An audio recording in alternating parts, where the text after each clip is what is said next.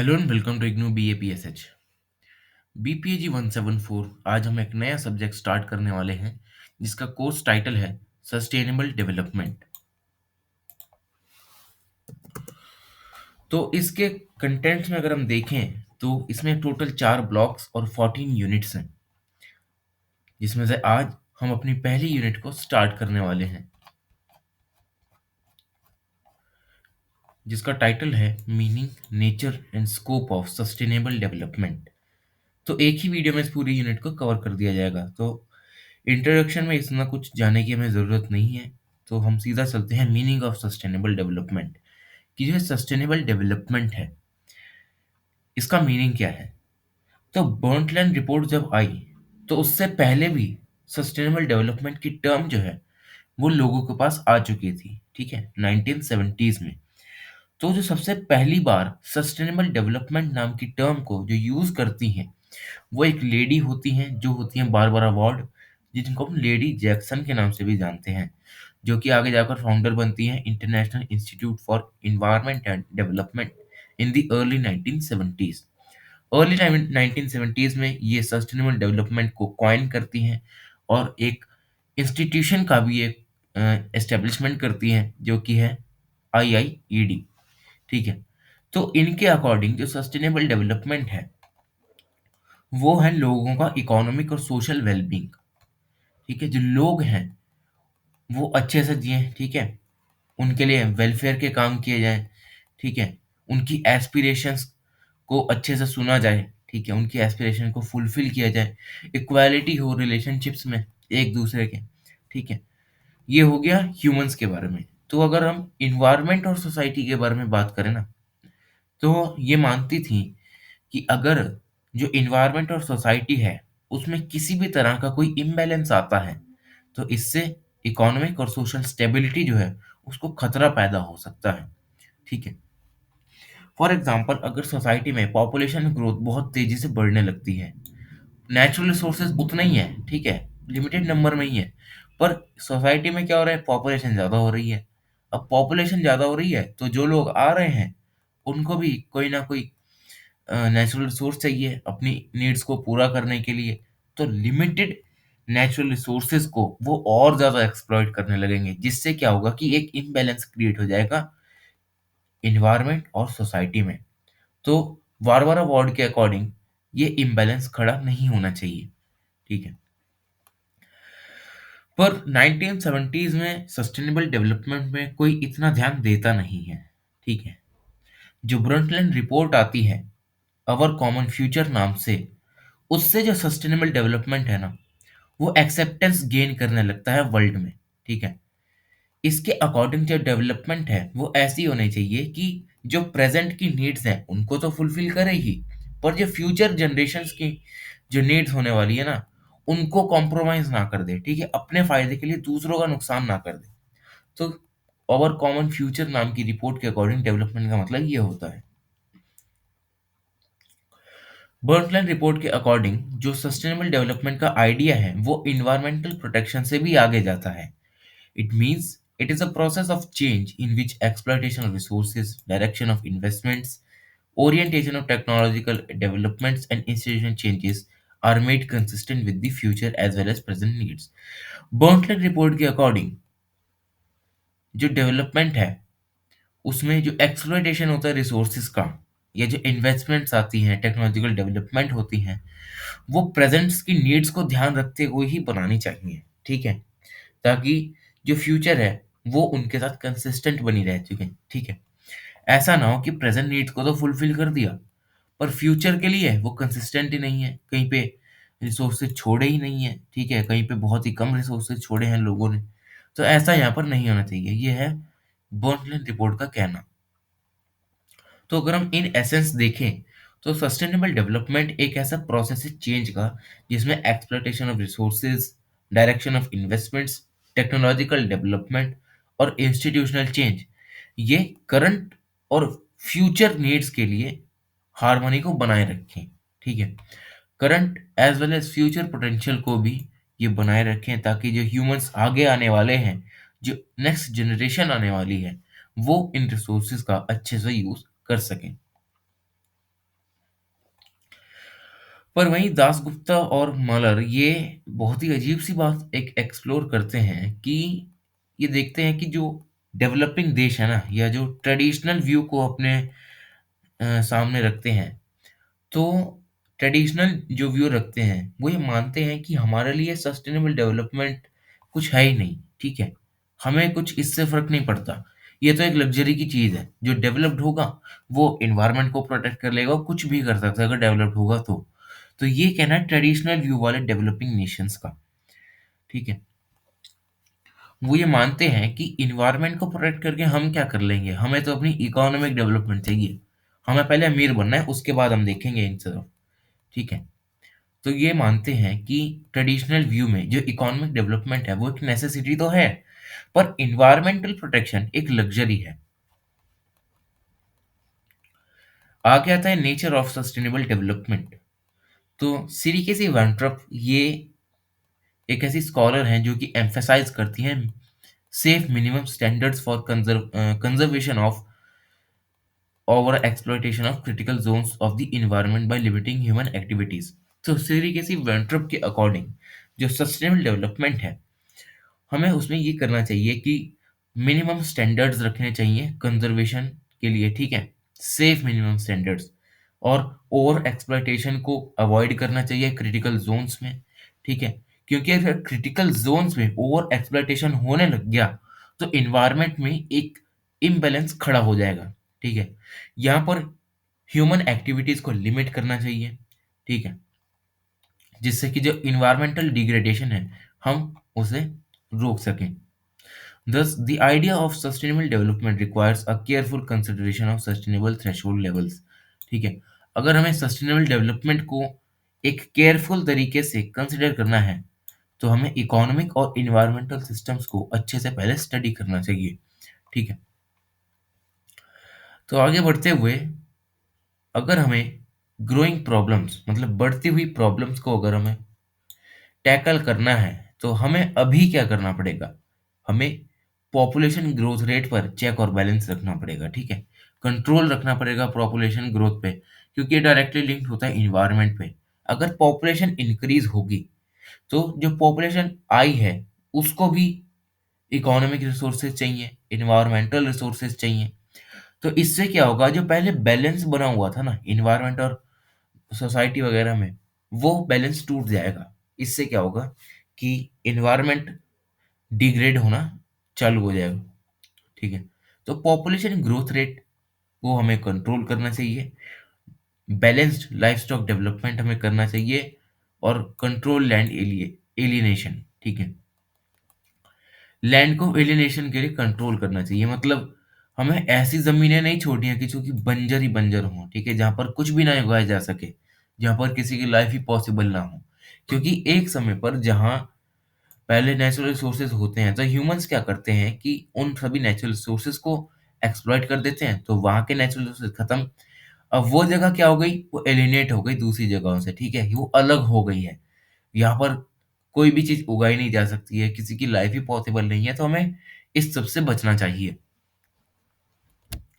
और बाकी यहाँ पर कुछ सस्टेनेबल डेवलपमेंट के लिए कुछ इन्वायरमेंटल एम्स दिए गए हैं कि जो हमें फॉलो करने चाहिए, जो कि सेल्फ एक्सप्लेनेटरी हैं, जैसे कि इकोसिस्टम और इकोलॉजिकल प्रोसेस से रिलेटेड जो भी मेंटेनेंस है वो हम बनाए रखें, ठीक है, बायोलॉजिकल डाइवर्सिटी को हम सस्टेन करके रखें, सस्टेनेबल यील्ड का हम ऑप्टिमम, ठीक है, सस्टेनेबल यील्ड को ज़्यादा से ज़्यादा यूज़ करें, ठीक है, इन्वायरमेंटल पॉल्यूशन को प्रिवेंट करें, एडुकेट इन्वायरमेंटल प्रोटेक्शन स्टैंडर्ड्स को इस्टेब्लिश करें, ठीक है, ऐसे लॉज बनाएं जिसकी वजह से जो इन्वायरमेंटल प्रोटेक्शन है उसको हम इंश्योर कर सकें। तो इन सभी डेफिनेशंस के बाद हमें ये देखने को मिलता है कि जो रियो समिट होती है 1992 की, या जो बॉन्टलर रिपोर्ट होती है 1989 की, उसमें सस्टेनेबिलिटी की एक क्लियर डेफिनेशन नहीं होती। इन सभी डेफिनेशन में हमने ये देखा कि इकोनॉमी भी आ रही है, इन्वायरमेंट भी आ रहा है, सोसाइटी भी आ रही है, ठीक है, पर ये रिपोर्ट्स क्या करती हैं, सिर्फ इन्वायरमेंट पर फोकस करती हैं कि हमें इन्वायरमेंट को ही बचाना है, ठीक है। तो इसी वजह से जो वर्ल्ड बैंक है वो अपनी एक अलग डेफिनेशन निकाल देता है सस्टेनेबल डेवलपमेंट के लिए, और ये अपनी डेफिनेशन को दो पार्ट्स में निकालता है। सबसे पहला पार्ट होता है आउटपुट गाइड का, जिसमें वर्ल्ड बैंक का कहना है कि वेस्ट एमिशन उतना ही होना चाहिए इन्वायरमेंट में कि उसका डिग्रेडेशन ना हो, वो उस वेस्ट को अच्छे से एसिमिलेट कर पाए। ठीक है।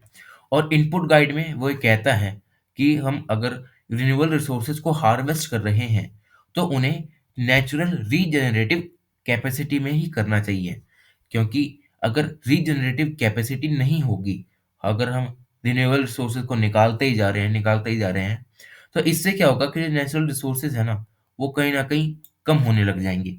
तो इनपुट गाइड का ये कहना है कि नेचुरल रीजनरेटिव कैपेसिटी में ही हमें सारे रिन्यूएबल रिसोर्सेज को हार्वेस्ट करना चाहिए।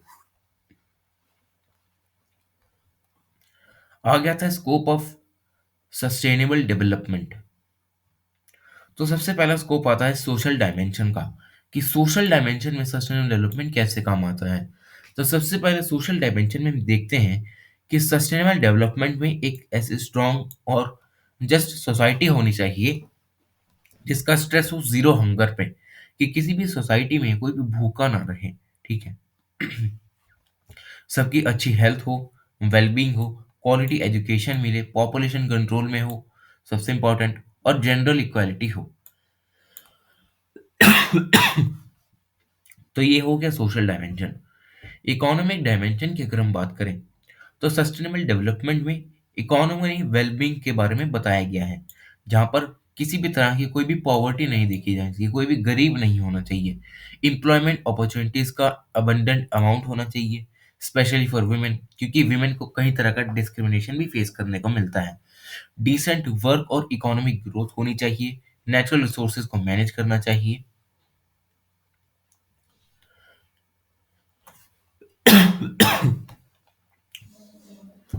और आगे आता है इन्वायरमेंटल डायमेंशन। तो जो इन्वायरमेंटल डायमेंशन है सस्टेनेबल डेवलपमेंट का, वहां पर इको फ्रेंडली और बायोडिग्रेडेबल प्रोडक्ट्स का यूज करना चाहिए। क्लीन वाटर और सैनिटेशन होनी चाहिए, अफोर्डेबल एंड क्लीन एनर्जी होनी चाहिए। और जो एमिशंस निकलते हैं इंडस्ट्री से या ट्रांसपोर्ट एजेंसी से, ठीक है, ट्रांसपोर्ट सेक्टर से, उन्हें हमें रिड्यूस करना चाहिए और नेचुरल रिसोर्सेज को प्रिजर्व करके रखना चाहिए। फिर आता है इंस्टीट्यूशनल डायमेंशन। इंस्टीट्यूशनल डायमेंशन जो है सस्टेनेबल डेवलपमेंट का, उसमें इंडस्ट्री आ जाती है, ठीक है, इंफ्रास्ट्रक्चर आ जाता है, फाइनेंशियल रिसोर्सेज आ जाते हैं, peace, justice and strong institutions की यहाँ पर बात की जाती है कि कैसे हम सस्टेनेबल डेवलपमेंट को यहाँ पर अच्छे से इम्प्लीमेंट कर सकते हैं। ठीक है।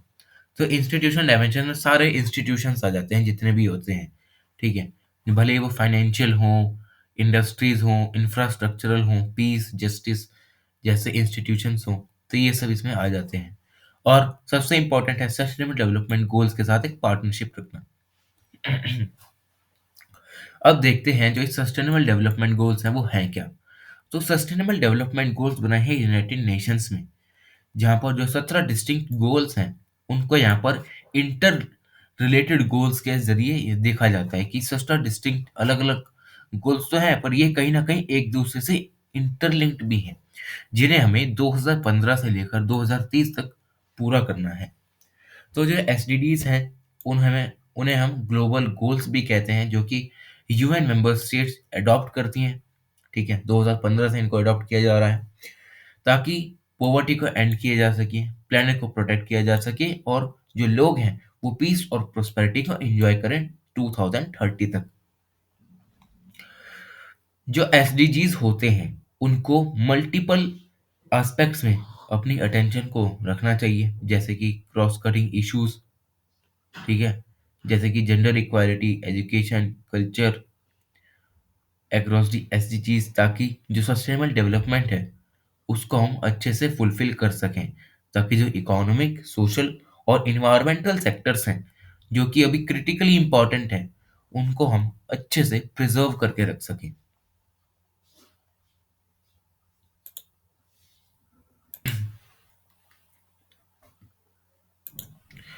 अब आता है important principles and features of sustainable development, कि अब ये सस्टेनेबल डेवलपमेंट का हमने तो समझ लिया कि कौन कौन से गोल्स हैं, ठीक है, इनके प्रिंसिपल्स क्या-क्या हैं। तो अब देखते हैं इनके फीचर्स क्या हैं। तो सबसे पहला फीचर है कि एनवायरनमेंट या इकोसिस्टम का कंजर्वेशन हो जाएगा, ठीक है। अगर हम अर्थ के रिसोर्सेज को अच्छे से कंजर्व करके चलेंगे तो हमारी नीड्स तो फुलफिल होंगी ही, पर फ्यूचर की नीड्स भी फुलफिल हो सकेंगी, अगर हम अच्छे से इकोसिस्टम को प्रोटेक्ट करते हुए चले तो, ठीक है। इसमें इकोसिस्टम में एक्वेटिक इकोसिस्टम भी आ जाता है। सस्टेनेबल डेवलपमेंट ऑफ सोसाइटी, अब जैसे पॉपुलेशन बढ़ रही है तो demands of goods and services भी बढ़ रही है, नेचुरल रिसोर्सेज को ओवर एक्सप्लॉइटेशन किया जा रहा है, ठीक है। तो इसमें सस्टेनेबिलिटी कैसे आएगी? सस्टेनेबिलिटी बैलेंस डाइट से आएगी, पॉपुलेशन कंट्रोल से आएगी, अच्छी हेल्थ सर्विसेज से आएगी, एम्प्लॉयमेंट से आएगी, क्वालिटी एजुकेशन से आएगी। तो अगर एक्सेस मिलता है लोगों को हेल्थ और एजुकेशन का, तो जो लोग हैं सोसाइटी में वो एजुकेटेड बनेंगे और ये सब अवेयरनेस दूसरों को भी बताएंगे कि ये सब हमें सस्टेनेबल तरीके से करना चाहिए, ताकि जो सोसाइटी है वो सस्टेनेबल तरीके से डेवलप हो सके। आगे कंजर्वेशन ऑफ बायोडाइवर्सिटी, हमें सारी लिविंग स्पीशीज का कंजर्वेशन इंश्योर करना चाहिए, ठीक है। जो लोग हैं उनको भी ये सब पता होना चाहिए कि नेचुरल रिसोर्सेज में जो नेचुरल स्पीशीज हैं उनका कितना बड़ा रोल होता है इन्वायरमेंट को सस्टेन करने के लिए, तो इन सभी का कंजर्वेशन होना चाहिए। पॉपुलेशन ग्रोथ सबसे इम्पोर्टेंट है, क्योंकि जैसे जैसे पॉपुलेशन बढ़ती है तो गुड्स एंड सर्विसेज का जो प्रोडक्शन है वो भी बढ़ता है, ठीक है। अगर ये अनचेंज रहता है, अगर पॉपुलेशन बढ़ती ही रहती है, तो बड़ा हुआ हमारे पास क्या आएगा? इन्वायरमेंटल डैमेज आएगा, इन्वायरमेंटल डैमेज बहुत ज़्यादा बढ़ जाएगा। तो जो पॉपुलेशन कंट्रोल और मैनेजमेंट है वो सस्टेनेबल डेवलपमेंट के लिए एटमोस्ट इम्पॉर्टेंट है। आगे आता है कंजर्वेशन ऑफ ह्यूमन रिसोर्सेज, अब इतनी बड़ी पॉपुलेशन है, उसके पास इतना ज़्यादा पोटेंशियल है सस्टेनेबल डेवलपमेंट को अचीव करने के लिए, पर अभी क्या हो रहा है? वो डाइवर्ट हो रहा है अलग अलग, ठीक है, अलग अलग प्रोफेशंस में लोग जा रहे हैं, ठीक है। कोई अनऑर्गेनाइज में ज़्यादा लोग जा रहे हैं, ऑर्गेनाइज में कम लोग जा रहे हैं। तो हमें क्या करना चाहिए कि जो ह्यूमन रिसोर्सेज हैं उनको अच्छे से एजुकेशन प्रोवाइड करनी है, हेल्थ केयर प्रोवाइड करना है, प्रॉपर ट्रेनिंग देनी है कि हमें कैसे इन रिसोर्सेज को अच्छे से सस्टेनेबल तरीके से यूज़ करना है, ताकि आने वाली जनरेशन्स के लिए जो ये रिसोर्सेज हैं वो बचे रह सकें। आगे एनकरेजिंग सिटीजन्स पार्टिसिपेशन, तो सस्टेनेबल डेवलपमेंट एक ऐसा प्रोसेस है जो कि एक अकेले इंसान से नहीं हो सकता, ठीक है। अगर कोई अमेरिका का जो बंदा है वो कह दे कि मैं तो अकेले पूरे वर्ल्ड की सस्टेनेबल डेवलपमेंट करूंगा, तो किसी को बस का नहीं है ऐसा। तो हर किसी को आगे आकर इसमें फुल्ली पार्टिसिपेट करना चाहिए सस्टेनेबल डेवलपमेंट प्रोग्राम्स को अच्छे से इम्प्लीमेंट करने के लिए। फिर आ गया प्रमोशन ऑफ इंटरनेशनल कोऑर्डिनेशन, ऐसा तो नहीं है कि सिर्फ इंडिया ही सस्टेनेबल डेवलपमेंट को फॉलो करता हो या इम्प्लीमेंट करता हो। अगर इंडिया सिर्फ कुछ ऐसा करने लग गया है तो ये भी पॉसिबल नहीं होगा, अगर दूसरे देश भी अगर ऐसा करना चाहें तो हमें क्या करना है? इंटरनेशनल एक्शन को लेना है, ठीक है। सारे जो देश हैं वो एक साथ आए, ऐसे रूल्स बनाएं इन्वायरमेंटल इश्यूज से रिलेटेड जो कि कॉमन प्रिंसिपल पर बेस्ड हो, कोलैबोरेशन करें एक दूसरे के साथ, ठीक है, ताकि जो सस्टेनेबल डेवलपमेंट है हम उसे अचीव कर सकें और एनवायरनमेंट को भी प्रोटेक्ट कर सकें। तो ये इसके कुछ फीचर्स हैं, जैसे कि सेल्फ एक्सप्लेनेटरी ये भी, जैसे कि ग्रीन हाउस गैसेस का मिनिमम एमिशन, ठीक है, इको फ्रेंडली प्रैक्टिसेस का यूज़ करना, रिन्यूएबल एनर्जी जैसे प्रोजेक्ट्स को इम्प्लीमेंट करना अच्छे से, जैसे कि सन विंड वाटर से जो एनर्जी मिलती है उनको ज़्यादा से ज़्यादा यूज़ किया जाए, नेचुरल रिसोर्सेज को प्रिजर्व करके रखें, ठीक है, कंजम्पशन के रेट को ज़्यादा ना बढ़ने दें। तो ये सब होता है हमारा फीचर्स। तो ये खत्म होता है हमारा यूनिट नंबर 1 सस्टेनेबल डेवलपमेंट का। Thank you so much.